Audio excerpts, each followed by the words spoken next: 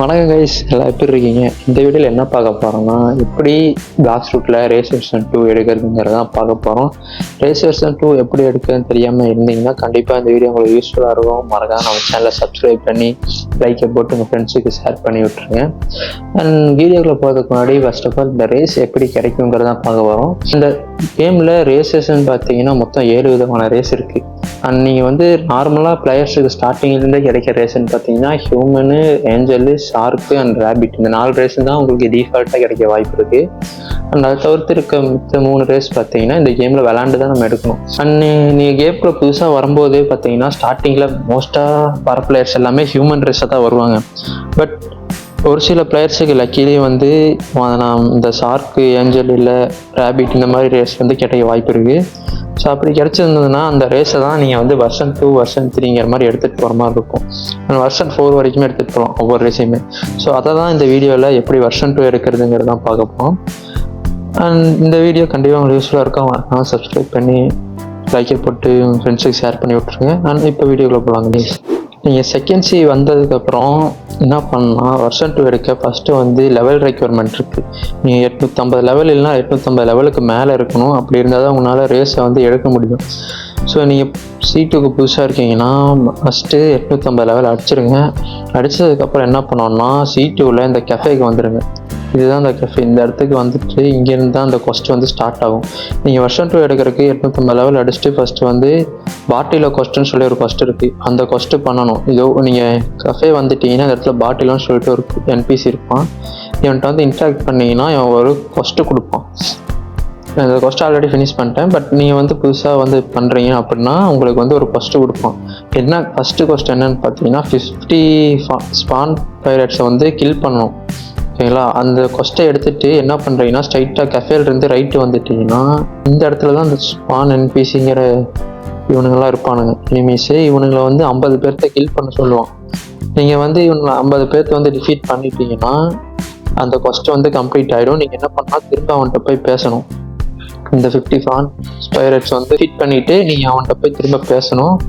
திரும்ப போய் இன்ட்ராக்ட் பண்ணிங்கன்னா அவன் வந்து இன்னொரு கொஸ்ட்டு கொடுப்பான். என்னென்னா ஜெர்மி பாஸை வந்து டிஃபீட் பண்ண சொல்லுவான்.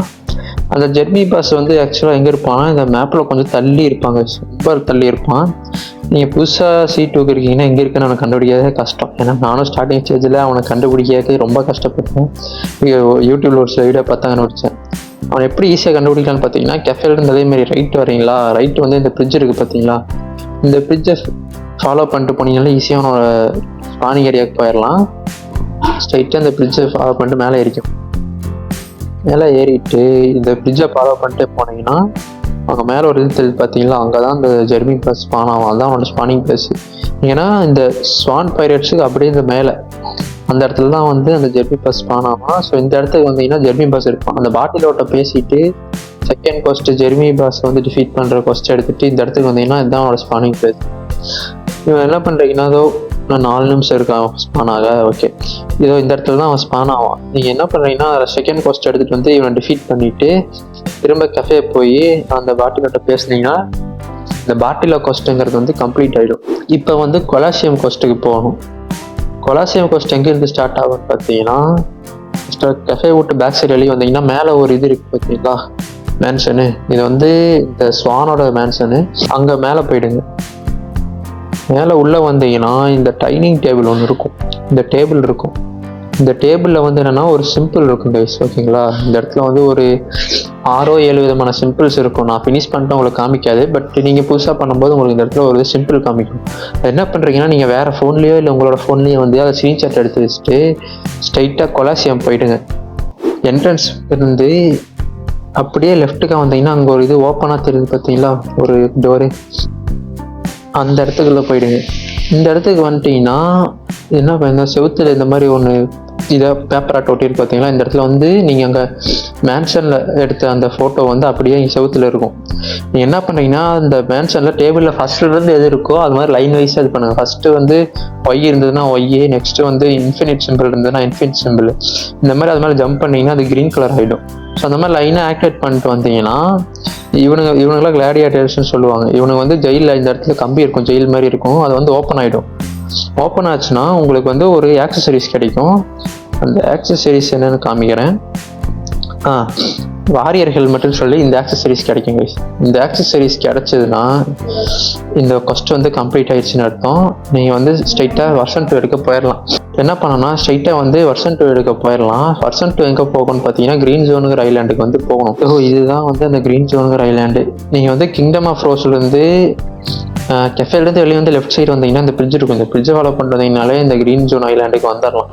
இந்த இடத்துக்கு வந்தீங்கன்னா இந்த இடத்துல ஆல்கமிஸ்ட்னு சொல்லி ஒரு NPC இருப்பான். அவனை கண்டுபிடிக்கணும்.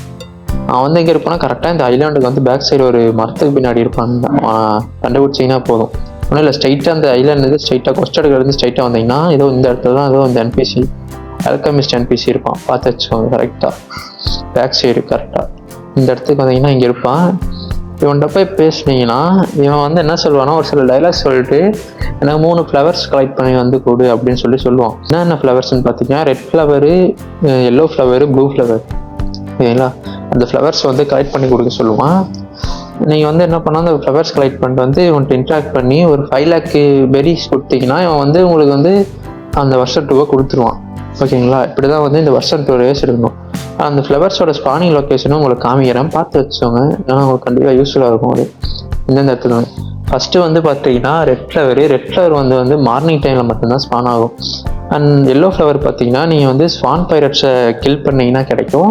அண்ட் வந்து ப்ளூ ஃப்ளவர் வந்து பார்த்தீங்கன்னா ஒன்லி நைட் டைமில் மட்டும்தான் ஸ்பான் ஆகும். ஓகேங்களா?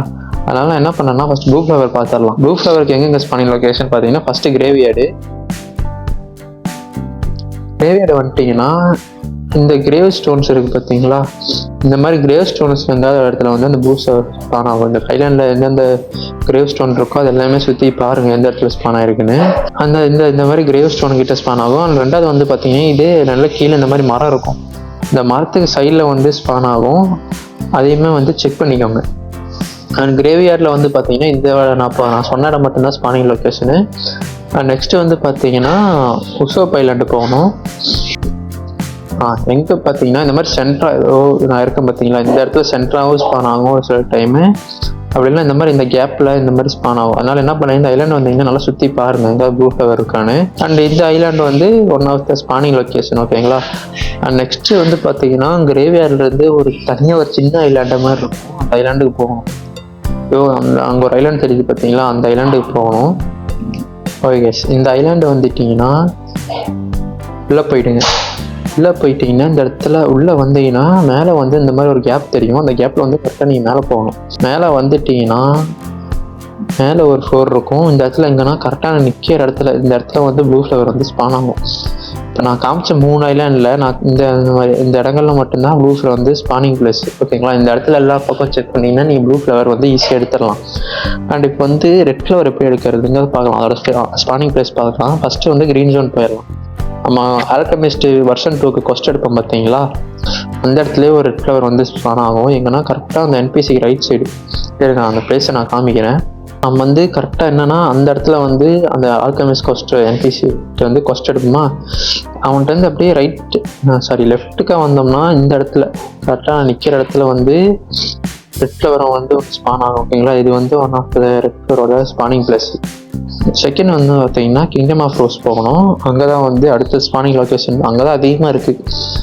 நான் கஃபேக்கு டெலிபோர்ட் ஆகிறேன்.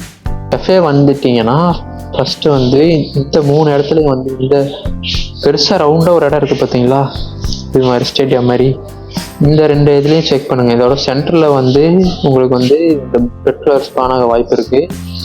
அண்ட் இதுலேயுமே செக் பண்ணுங்கள், இந்த இடத்துலையும் ஸ்பான் ஆக வாய்ப்பு இருக்குது.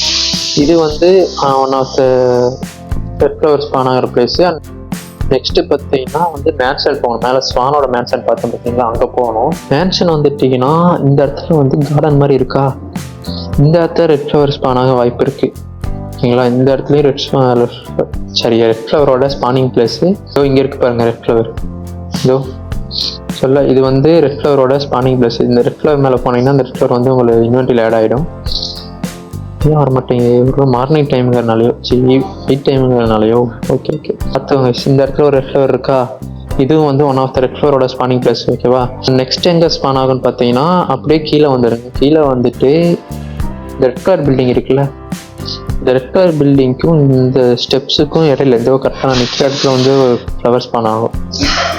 ரெட் ஃப்ளவர்ஸோட ஸ்பானிங் ப்ளஸ் இவ்வளோ தான் கைஸ். இப்போ நான் காமிச்ச இடம் பார்த்தீங்கன்னா ரெட் ஃப்ளவர் வந்து ஸ்பான் ஆகிற ப்ளேஸ். அண்ட் எல்லோ ஃப்ளவர் எப்படி எடுக்குதுன்னு பார்த்தீங்கன்னா இந்த ஸ்பான் பைரட்ஸ்ன்னு சொல்லி ஒரு 50 என்பிசி டிஃபீட் பண்ணி பார்த்தீங்கன்னா பாட்டில் கொஸ்ட் பண்ணுறான் போது ஸோ இந்த என்பிசி டிஃபீட் பண்ணிங்கனாலும் உங்களுக்கு வந்து அந்த எல்லோ ஃப்ளவர் கிடைக்க வாய்ப்பு இருக்குது. ஓகேங்களா, என்பிசி கில் பண்ணி தான் அது எடுக்கணும். பட் மோஸ்ட்டாக நீங்கள் எந்த என்பிசி கில் பண்ணாலும் கிடைக்க வாய்ப்பு இருக்குது. பட் பெஸ்ட்டு ஆப்ஷன் என்னன்னு கேட்டிங்கன்னா அந்த ஸ்வான் பைரட்ஸை கில் பண்ணுறது தான்.